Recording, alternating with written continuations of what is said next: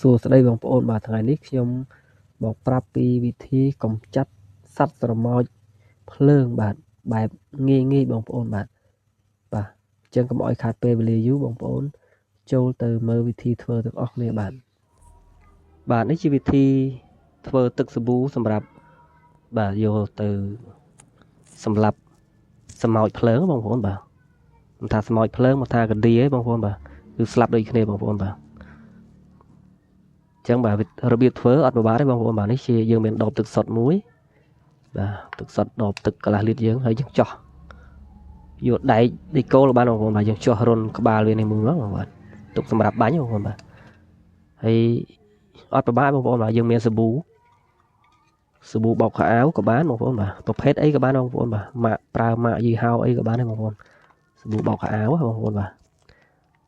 ហើយខ្ញុំមានសាប៊ូបែបនេះខ្ញុំដាក់សាប៊ូនេះបណ្ដោះបាទ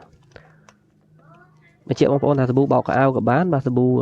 លាងចានក៏បានដែរបងប្អូនបាទតែនេះថ្ងៃនេះខ្ញុំប្រើសាប៊ូបោកខោអាវបាទដើម្បីឲ្យបងប្អូនឃើញបាទ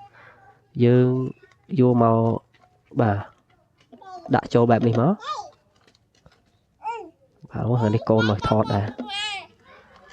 បាទយើងយកមកដាក់ចឹងបងប្អូនបាទយើងដាក់ឲ្យជ្រឿងច្រើនបន្តិចមកបងប្អូនបាទដាក់ចូលក្នុងដបចឹងមកតើមកយើង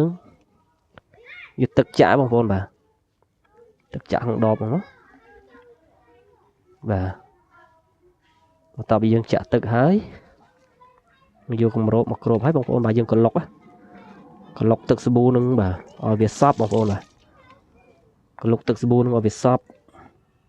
ល្អបងប្អូនបាទនេះឲ្យវាពពុះជាហើយបាទយើងបានទឹកសាប៊ូនេះហើយយើងយកទៅបាញ់បាទសម្រាប់ស្រមោចបានហើយបងប្អូនបាទបងប្អូនបាទកន្លែងណាដែលបងប្អូនមានស្រមោចនៅផ្ទះបាទអញ្ចឹងបងប្អូនអាចបាញ់វាស្រោចវាអញ្ចឹងមកបងប្អូនបាទតែមួយផ្លេតទេបងប្អូនបាទគឺឃើញថាវាងាប់អស់លីងមកបងប្អូនបាទ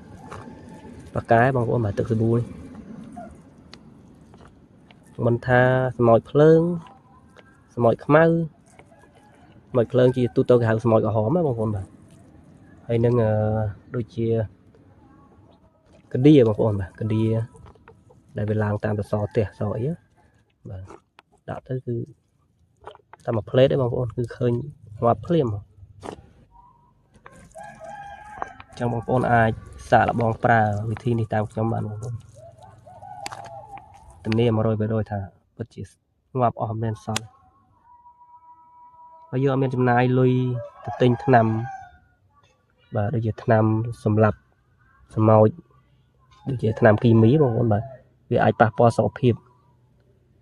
ហើយវាធំក្លិនធំអីចឹងបងប្អូនតែនេះសាប៊ូបោកខោអាវយើងអត់មានធំក្លិនទេបងប្អូន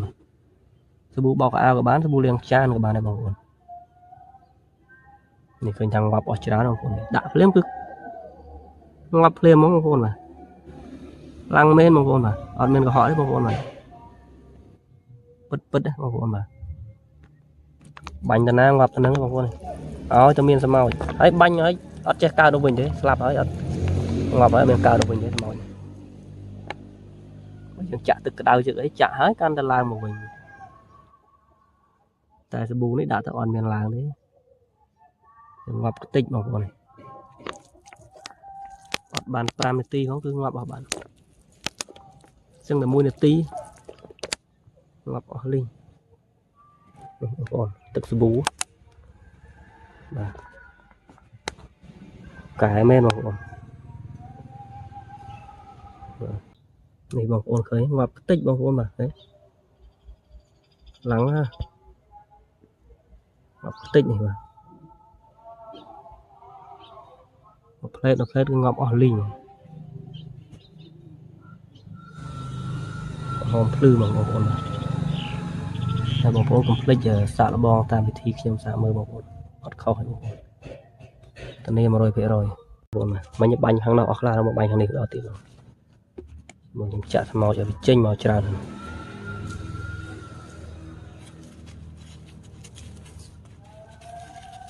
អត់បងប្អូនសាកស្មោចភ្លើងដាំអីមិនបានហូបទេបងប្អូនអើយវាដល់កណ្ដត់ហើយស្មោច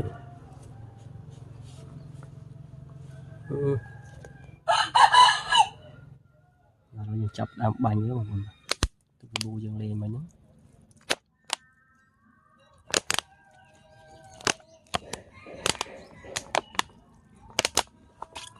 តែមកភ្លាមបងប្អូនកែណាទឹកសាប៊ូនេះខ្លាំងហើយបងប្អូន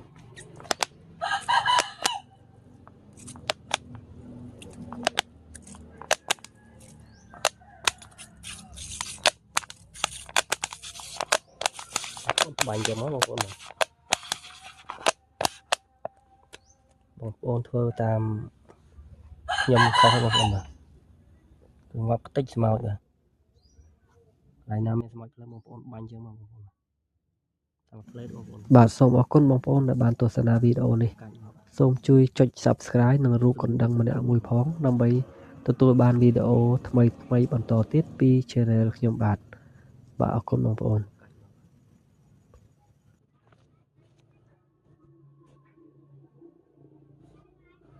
បាទជា2នាទី1នាទី2នាទីងាប់